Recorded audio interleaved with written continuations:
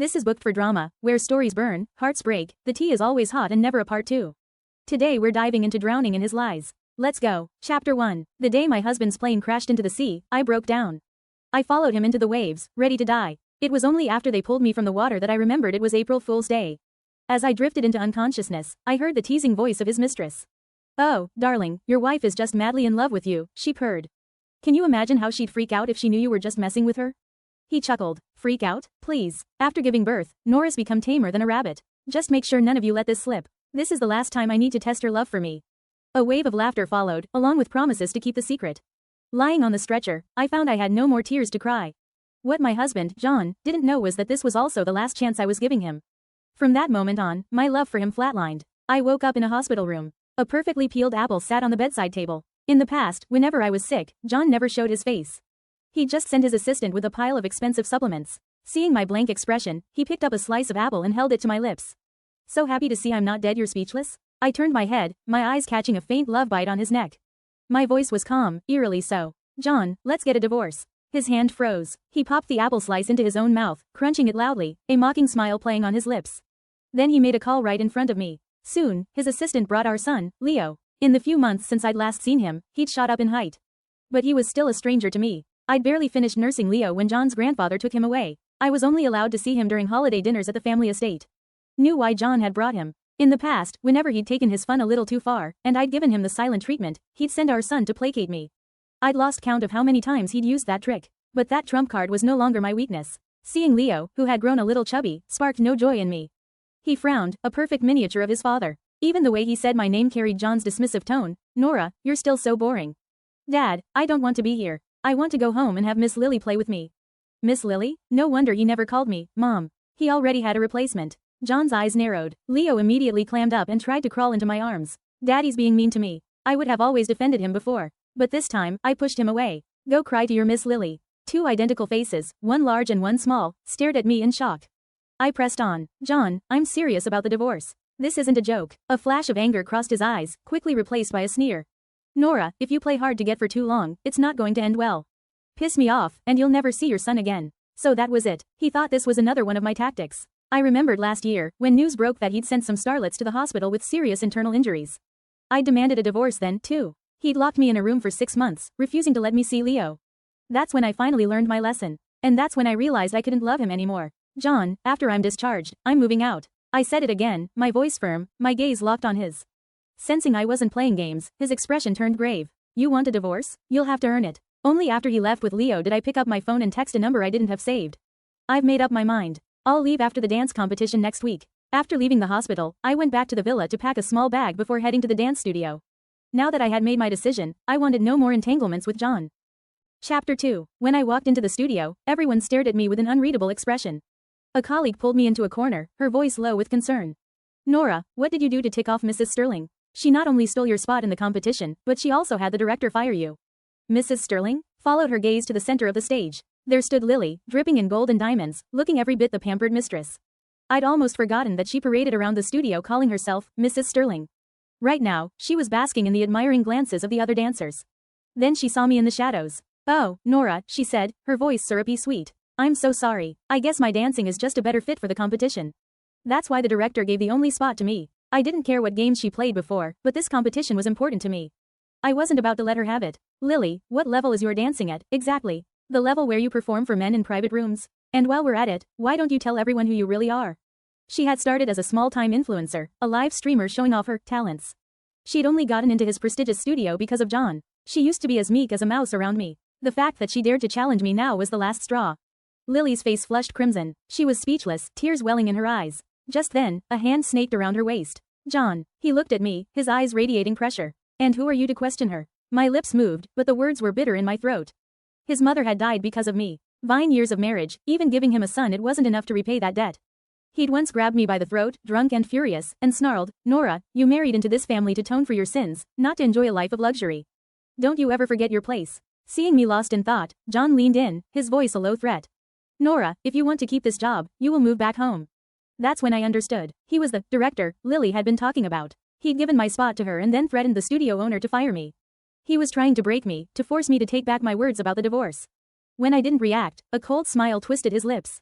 Feeling bold now, are we? Think you can fly away from my control? I'll just have to break your wings. Then let's see how you fly. He made a quick call. A moment later, a text came from my best friend. Nora, I think I pissed someone off. I just got promoted last month and my boss just called me in and said they're letting me go. My lips pressed into a thin line. I went to gather my things. As I was leaving, I heard Lily's mocking voice behind me. See, Nora, you're just like me, dependent on a man. And here I thought you had some backbone. My hand, clutching the handle of my suitcase, tightened. I shot back, have you forgotten? We're not divorced yet. He's still my husband. Suddenly, John's hand clamped down on my arm, his grip like iron. Nora, who gave you the nerve to bully Lily right in front of me? And have you forgotten everything I've warned you about? A sharp pain, like a needle, pierced my heart. In all our years of marriage, he had never publicly acknowledged me as his wife. People knew he was married, but they also knew he was never short of beautiful women on his arm. If I couldn't compete, then there was no reason to wait another week. The thought brought a small measure of relief. Before returning to the villa, I stopped by a law firm and printed out a divorce agreement. Sent another text to that same number. Don't need to wait a week. I'm leaving in 2 days. Chapter 3. Back at the villa, I sat on the sofa, lost in a daze. John came home unusually early. He stood in the entryway, his eyes meeting mine. It was like seeing a ghost of my former self. The wife who would sit in the living room, waiting late into the night for her husband to return. The wife who would smile and rush to help him with his coat and shoes.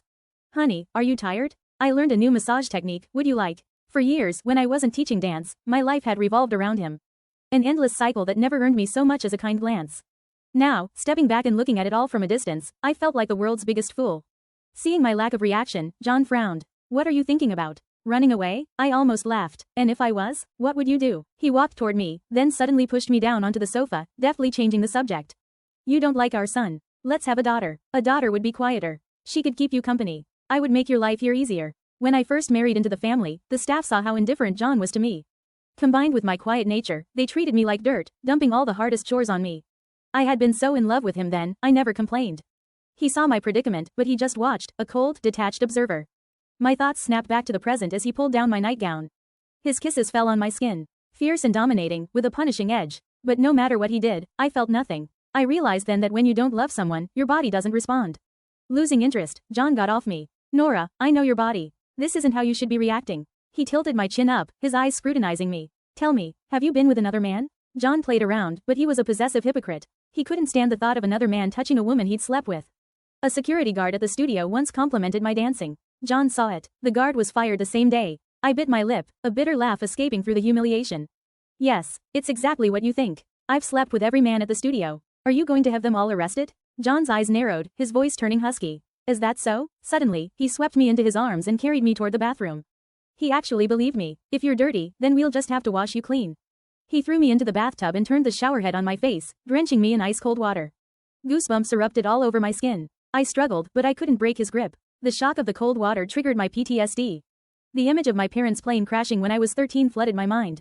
I trembled, curling into a ball in the corner. John thought I was faking it. Nora, don't forget why you married me. You're here to atone, not to live in luxury. There it was again, the same line he'd repeated countless times. Our entire relationship in a nutshell. 9 out of 10 things he said to me were laced with malice. Seeing my eyes glaze over, my body lurching toward the wall, John finally panicked. He pulled me out and laid me on the bed. What's wrong? What's happening to you?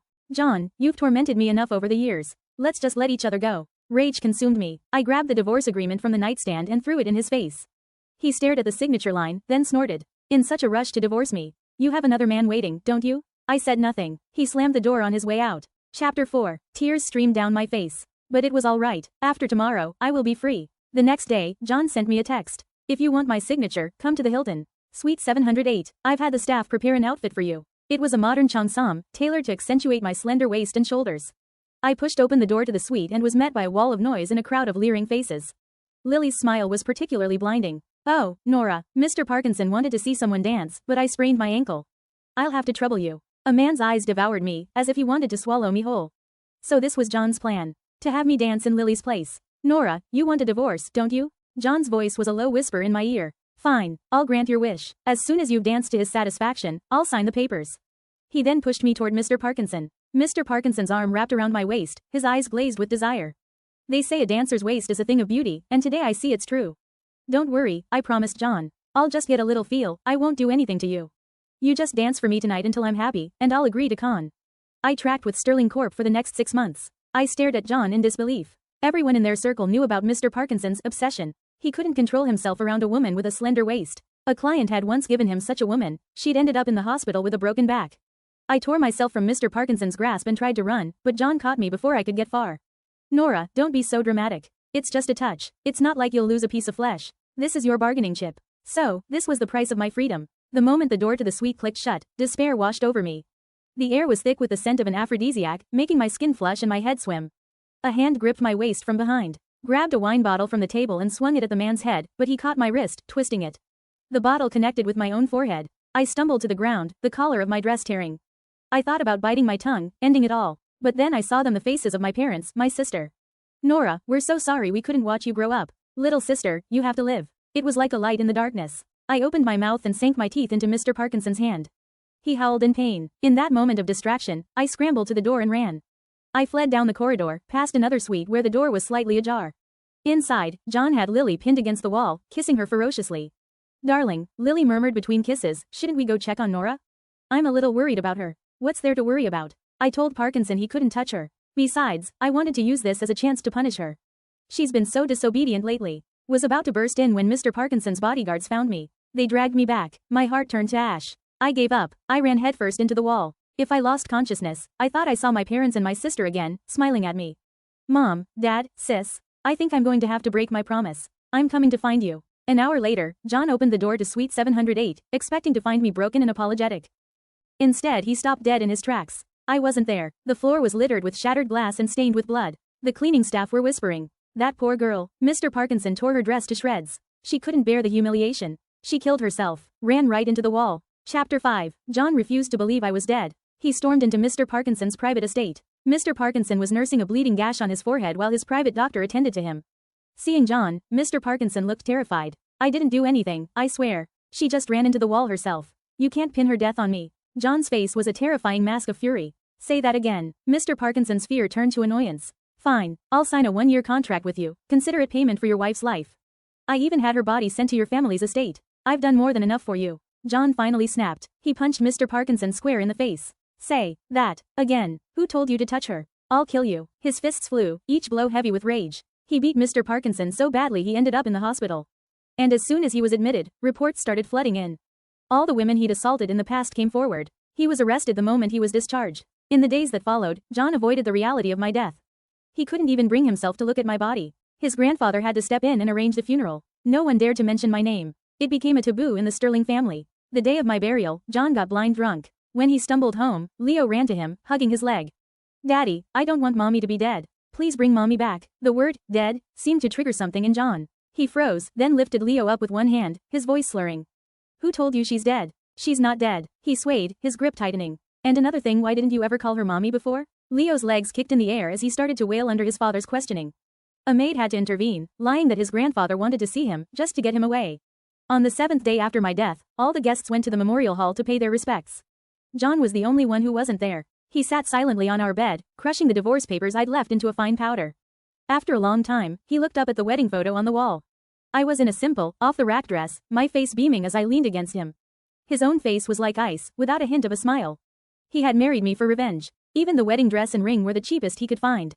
But I hadn't cared. I had thrown myself into the role of his wife. Over the years, there had been moments when I'd seen a flicker of something in his eyes, a sign that I had touched his heart. But he could never forget that his mother had died for me. In his haze, he thought he saw me walking toward him. He reached out, pulling the figure into a desperate embrace. Nora, is that you? You came back? He greedily inhaled her scent. It wasn't gardenias. It was the sharp, cloying smell of expensive perfume. John snapped back to reality and saw who was in his arms. Lily. She caressed his face, her eyes full of pity. Darling, let me be your wife, okay? I can do anything for you that she did. She was wearing a low-cut dress, her body pressed tightly against his. John shoved her away, disgusted. Who let you in this room? Get out. Lily's face paled, her eyes filled with bitter resentment. When I was alive, he'd brought her to this house countless times, even let our son call her Miss Lily. She thought she meant something to him. She had finally gotten rid of me, only for him to be unable to let me go. She couldn't accept it. She placed a hand on her stomach, a calculating glint in her eye. John, I'm pregnant. With your child. John stared at her stomach, a slow, cold smile spreading across his lips. Are you sure it's mine? His direct gaze made her tremble. But this was her last chance to stay. She had to take it. The baby is yours, don't you believe me? The smile on his lips deepened. How far along? 4 months. The words were barely out of her mouth before John was dragging her to the hospital.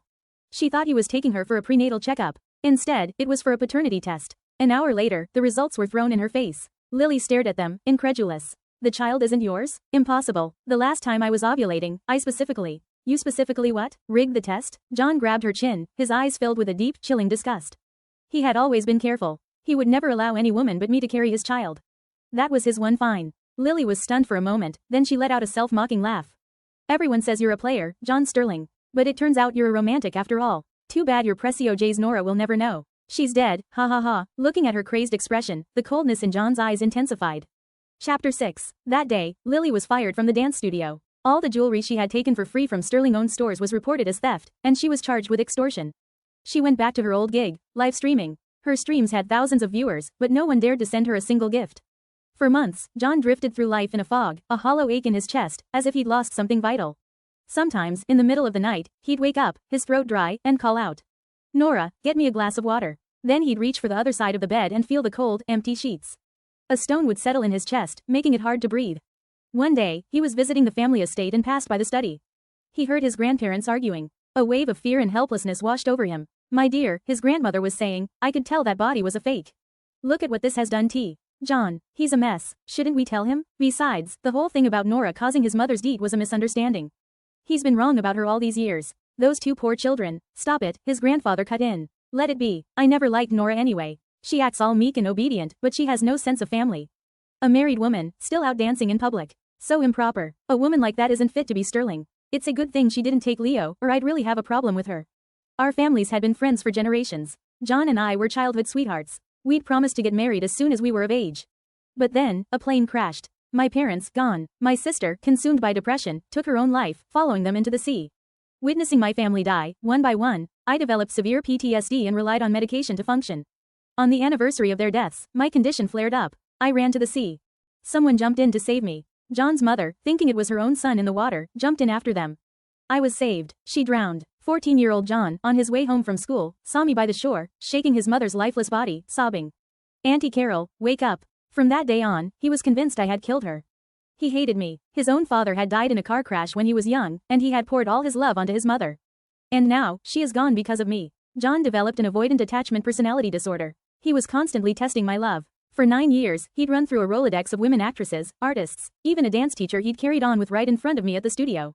Only my unwavering presence seemed to make him feel loved. And every time I thought about how his mother's death had broken him, guilt would wash over me. I made excuses for him, treated him like a patient, forgetting that I was a patient, too. On April Fool's Day, he had staged his own death just to test me. He knew the sea was my deepest trauma. So many nights, I dreamt of drowning, waking up with tears streaming down my face. Everyone I loved had died in that sea. Hearing the news about his plane, my PTSD had taken over. I couldn't control myself. I ran into the water. And John and his friends had stood on the shore, watching, thinking I was dying for him. The truth was, I hadn't loved him for a long time. As the truth of all those years crashed down on him, John's fists clenched, his knuckles turning white. How could this be? I was wrong about her all this time. I thought she was trying to kill herself. I never knew she had PTSD. What have I done? His grandmother's words echoed in his head. The body was a fake. Nora might not be dead. I have to see. John drove to the cemetery. From a distance, he saw a familiar figure standing in front of my grave. Chapter 7. It was my best friend, holding a bouquet of daisies, a smile on her face. "Nora, this is all I can do for you. From now on, you have to be happy. Truly happy." Her words confirmed it. I wasn't dead. "Tell me." John's voice was a low growl as he grabbed her shoulder. "Where is she?" She cried out in pain. "Let go of me, you bastard. You killed her. What more do you want?" His grip tightened. Terrified of losing another job, my friend shakily told him the truth. The day I hit my head, I was found by a senior from my university days. He was the one I'd been texting. I had originally planned to leave in a week, then changed it to 2 days. Sensing I was in danger, he'd had me followed. That's how he was able to rescue me from the Hilton. When he took me away, he had a professional service create a fake body. Mr. Parkinson knew all of this. But my friend, a powerful man in his own right, had threatened Parkinson's company, forcing him to lie to John and say I was dead. After that, I went with him to Hong Kong. He was an investor in a prestigious dance academy and got me a position there. At first, the other dancers looked down on me, thinking I'd only gotten in through connections. But when they saw me dance, they were won over. For 2 years, I trained relentlessly. I wanted to win the next Paris International Dance Competition. That had been my mother's dream. She and my father had been on their way to that very competition when their plane went down. My old friend supported me, helping me quietly from behind the scenes. A year later, at an awards ceremony, I was giving an interview when he walked toward me, holding a bouquet of rare, fairy's kiss, roses. I knew what they meant. Their language was, a love hidden in the heart. When he pulled a blue diamond from among the flowers, the entire room gasped. It was a one-of-a-kind piece from an auction years ago, priceless. Our eyes met, and we smiled. We had met in a club in our freshman year. At a party, I was performing a traditional dance, and he accompanied me on the piano. He had been captivated by my fluid movements, falling in love at first sight. But back then, my eyes were only for John, who was in the audience. My old friend had even come to my wedding. He gave me a gift and wished me happiness. Before he left, he looked at me with deep emotion. Nora, if this marriage ever makes you unhappy, don't be afraid to turn back. I'll be your safe harbor. Don't know why, but I'd saved his number. Looking back, I think a part of me already knew how things with John would end. I was leaving myself a way out. He was halfway through placing the ring on my finger when someone knocked it from his hand. Nora, you can't marry him. John was standing there, his eyes blazing with a desperate fury.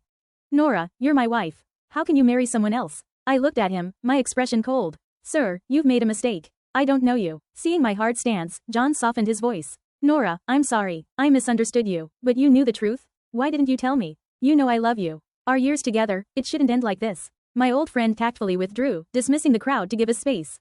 He even had his people escort away the paparazzi I'd spotted in the corner. Seeing that, I knew there was no point in pretending anymore. John took this as his chance. Nora, you're admitting it. Does that mean you can forgive me? Forgive you? John, I did tell you the truth. But you never believed me. In our first year of marriage, I had told him. I told him I wasn't trying to kill myself that day, that his mother wasn't trying to save me. He didn't believe me. He thought my PTSD was an act. He was convinced I was weak, that I couldn't handle the loss of my family and was trying to escape reality. Deep down, he looked down on me. A pathetic, self-pitying creature like me wasn't worthy of his mother's sacrifice. When we fought, he would grab my throat and curse me.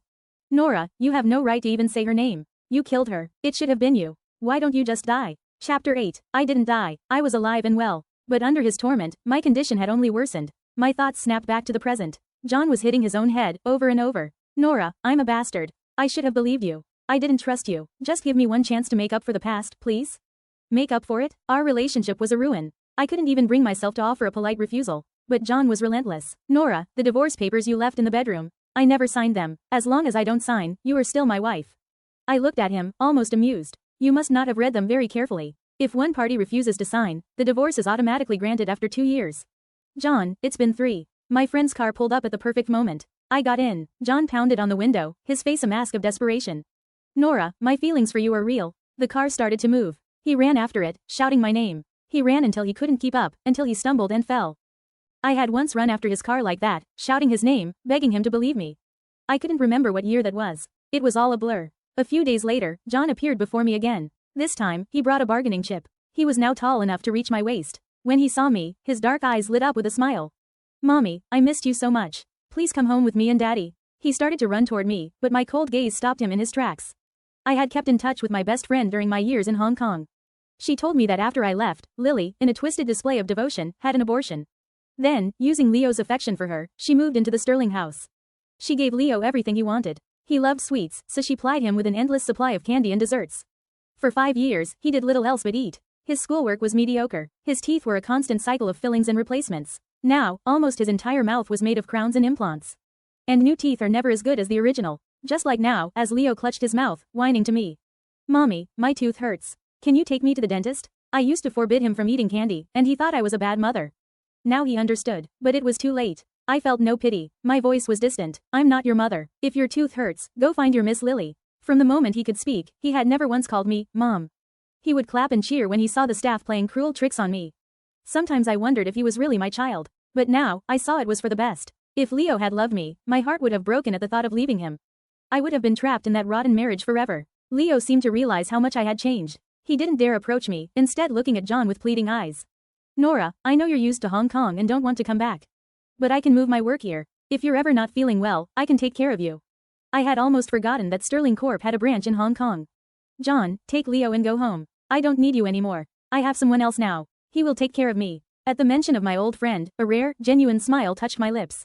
The look of pain in John's eyes was sharp. Nora, do you even know who he is? Has he told you his real identity? His feelings for you aren't real. His real identity? I was momentarily confused, then I said, whatever his identity is, it doesn't change the fact that we love each other. I made it clear it was time for them to leave. John's face was dark as he left. Nora, I won't give up. I will make you fall in love with me again. But I had no intention of giving him that chance. To make him give up for good, I decided to skip the engagement and marry my old friend right away. I had still underestimated John's ruthlessness. Chapter 9. On my wedding day, I was in the dressing room, changing into my gown. I turned to reach for the zipper.